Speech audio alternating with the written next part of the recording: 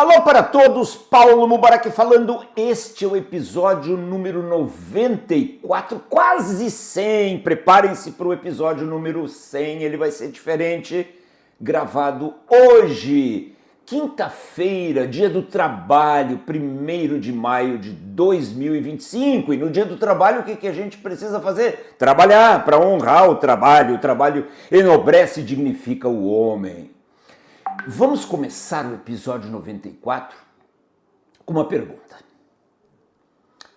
Por que você não diminui ou não elimina até mesmo os erros que acontecem na sua empresa? Você acha que eu não conheço você?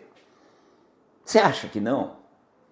Eu sei que na sua empresa há muitos erros na área de vendas, na área de compras, na área de produção. Se você for um varejo nas lojas, no centro de distribuição, no RH, em TI, na governança, no caixa, no financeiro, no quanto a pagar, no quanto a receber, eu sei que existem esses erros. Erros no investimento, erros na comunicação, erros na segurança do trabalho.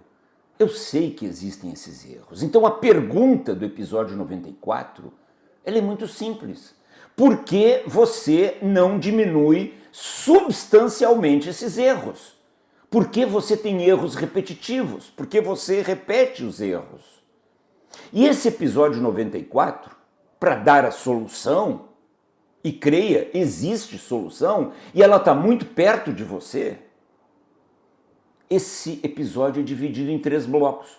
No primeiro bloco, vamos entender quem é benchmark, para que você se espelhe em alguém para ter um norte a seguir na mitigação dos seus erros. Em segundo lugar, a situação da sua empresa, a situação atual das empresas. E em terceiro lugar, na conclusão, o plano de ação, como sempre eu faço, oferecido pelo episódio 94. Então vamos lá. Deixa eu fazer outra pergunta para você, já que nós queremos diminuir erros. De todos os segmentos das atividades humanas, quem é, na sua opinião, o segmento que menos comete erros? Vou dar 5 segundos para você responder. 1, 2, 3, 4, 5. Respondeu? Se você respondeu a indústria aeroespacial, em especial a aviação comercial, você acertou. Esta é a indústria que menos comete erros na humanidade no dia 1º de maio de 2025. A indústria da aviação comercial, em particular, vamos falar sobre ela. E eu tomei o cuidado de buscar dados oficiais dos órgãos reguladores da aviação comercial no mundo para fornecer os dados para você. Aqui estão os dados de 2024. Um acidente grave a cada 5,3 milhões de voos. E acidentes graves não são necessariamente quedas de aviões comerciais e ou com mortes no acidente. Mas houve um acidente considerado grave a cada 5,3 milhões de voos. Você imagina na sua empresa se a cada 5,3 milhões de produtos entregues pela sua empresa ou de serviços prestados pela sua empresa, houvesse um erro grave? Você deve estar rindo com esse sonho dourado. Pois é, mas a indústria da aviação tem este número. E existem outras indústrias, como a indústria da energia nuclear, como a indústria de produção de semicondutores e como a medicina, que também tem número de falhas muito reduzido. Mas longe, by far, como dizem os americanos, de longe, a indústria da aviação comercial é a mais segura. Outro número interessante, em 2024, na aviação comercial, houve 244 mortes, comparadas, por exemplo, com os carros, onde estima-se que mais de 1.200.000 pessoas morreram em acidentes de carro.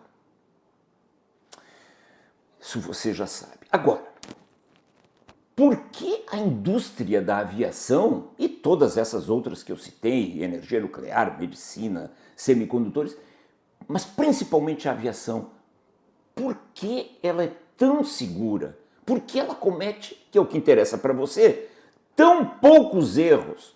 O que você pode aprender com essa indústria para que você minimize brutalmente o número de erros que você comete na sua empresa? 5 pontos. Papel e lápis na mão, lá vem conhecimento, 5 pontos. Nunca abra um vídeo meu sem papel e lápis na mão. Primeiro ponto. Tanto as operadoras aéreas na aviação comercial, quanto os grandes produtores, fabricantes de aviões, como Airbus, como Boeing e alguns outros de menor expressão, estas empresas são povoadas de padrões. Padrões e padrões e padrões por todo o lado.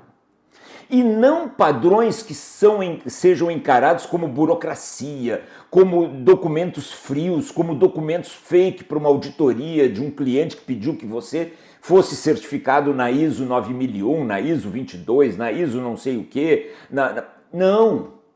São documentos quentes, são documentos coloridos, são documentos vibrantes, onde as pessoas sabem que ao segui-los elas não vão errar. Padrões. Segundo lugar, e como decorrência dos padrões, o treinamento.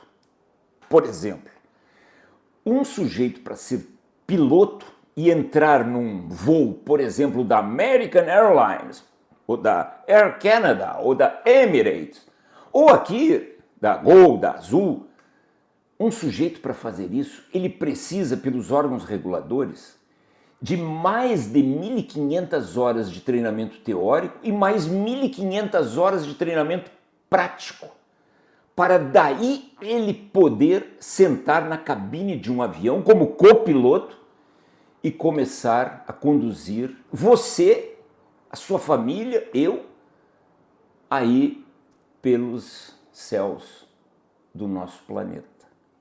Olha a quantidade de treinamento. E todo treinamento não baseado em discurso, mas baseado em padrões. Terceiro ponto.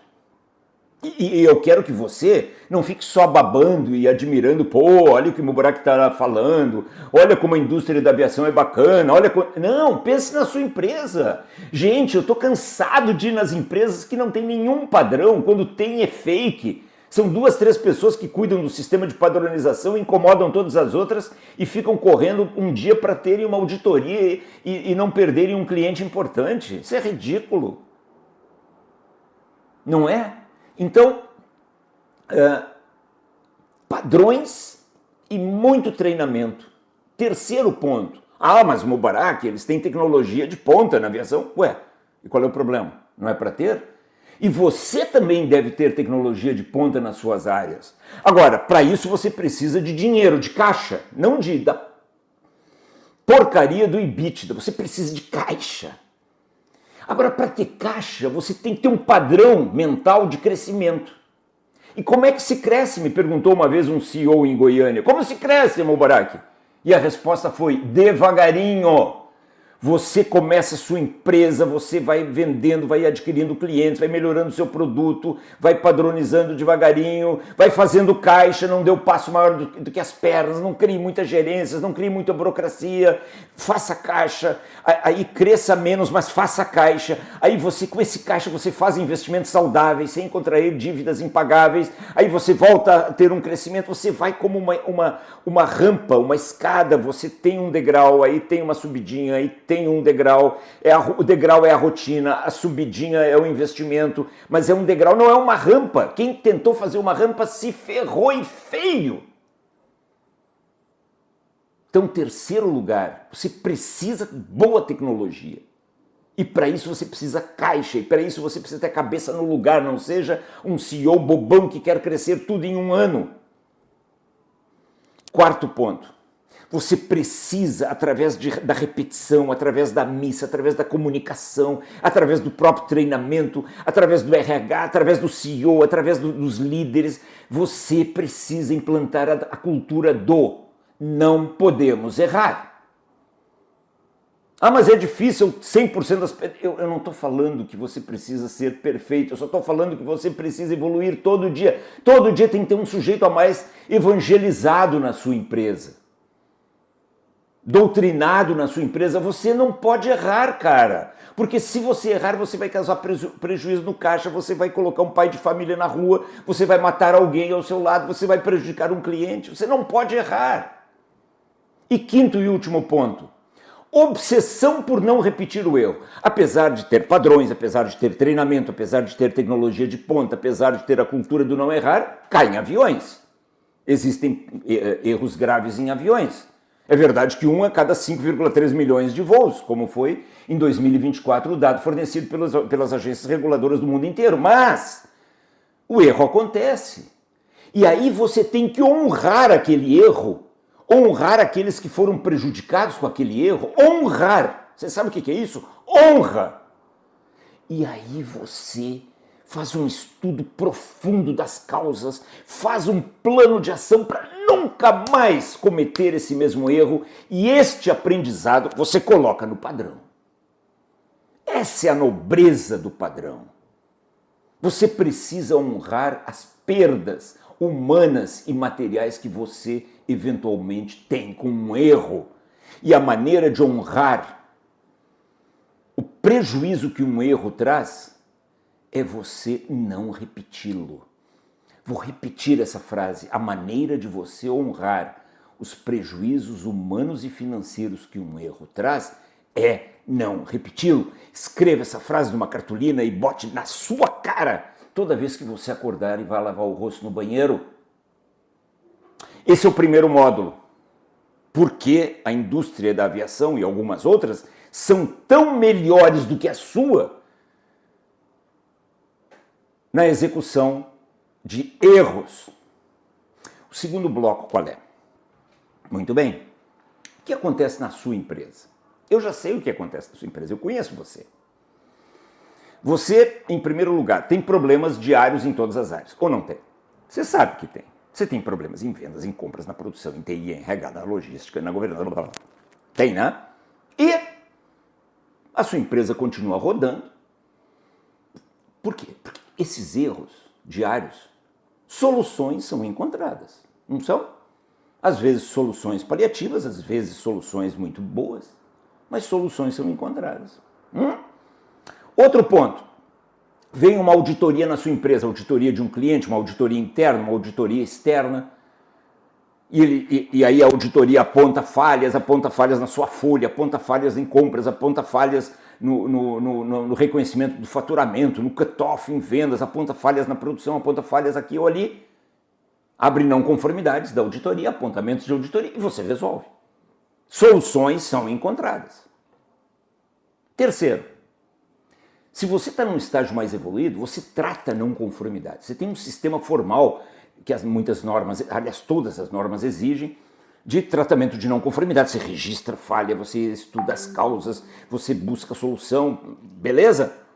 Você encontra soluções. Quarto, se perdeu um cliente, você sai atrás, tenta reconciliar com o cliente, conseguindo ou não, você aprendeu uma lição, você sabe qual é a solução que você precisa ter a partir de agora.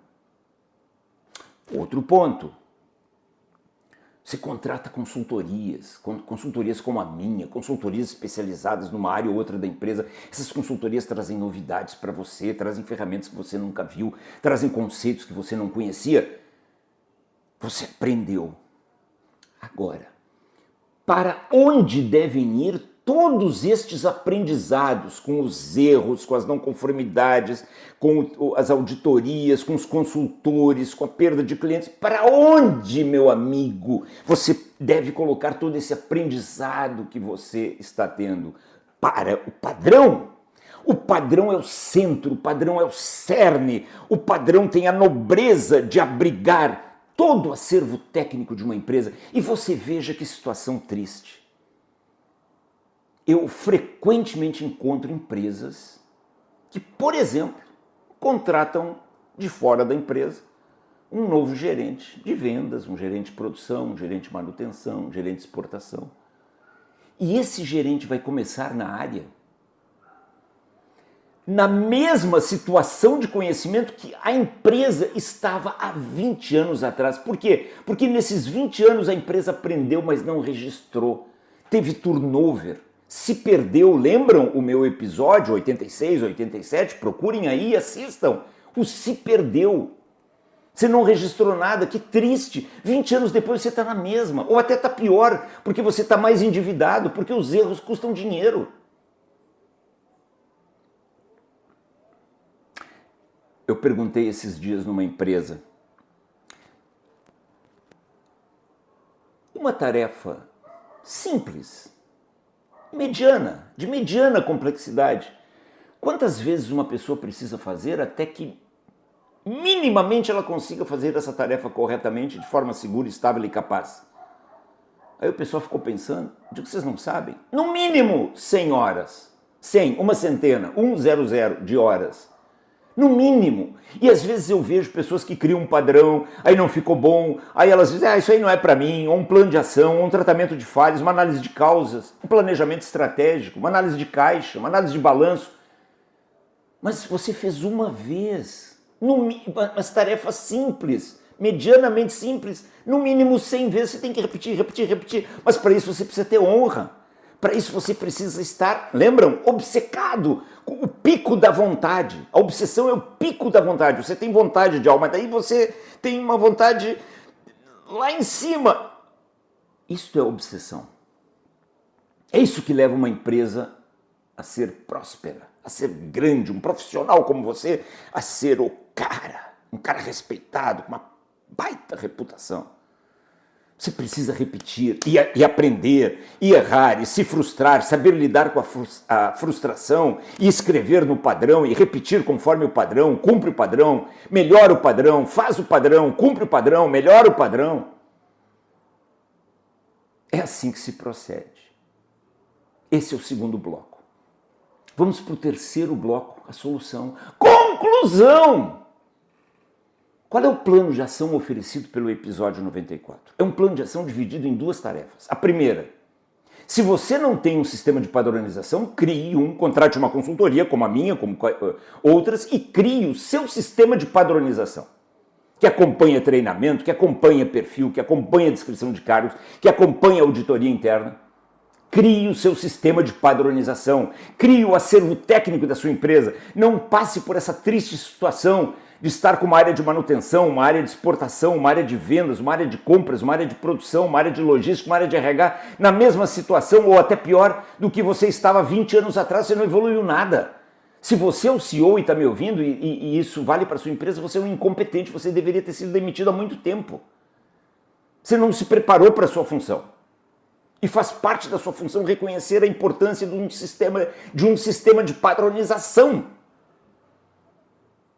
Se você já tem, revise para melhor, faça melhoria contínua, melhore o seu sistema de padronização. E o segundo ponto deste plano de ação, segunda tarefa, é implante vigorosamente na sua empresa a cultura da nobreza do padrão. Tudo que acontece numa empresa gera aprendizado. Tudo, vitórias, derrotas, tudo isso gera aprendizado. E este aprendizado tem que ir para o cerne, para o core, para o centro do sistema de gestão da sua empresa, que é o padrão. O padrão não é burocrático, o padrão não é frio, o padrão não é sinônimo de lentidão, de procrastinação, de covardia. Pelo contrário, o padrão tem que ser quente, vibrante, colorido.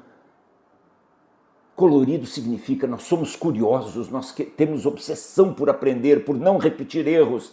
Nós temos que honrar os fundadores da empresa, nós temos que honrar o nosso país, nós temos que gerar caixa, nós não podemos errar, nós somos homens e mulheres de vergonha na cara e, portanto, nós precisamos de técnica, não adianta discurso, não adianta speech, a gente precisa de técnica e a técnica está sendo dada pela Mubarak Consulting neste vídeo número 94. A técnica é o padrão, é o padrão, é o padrão.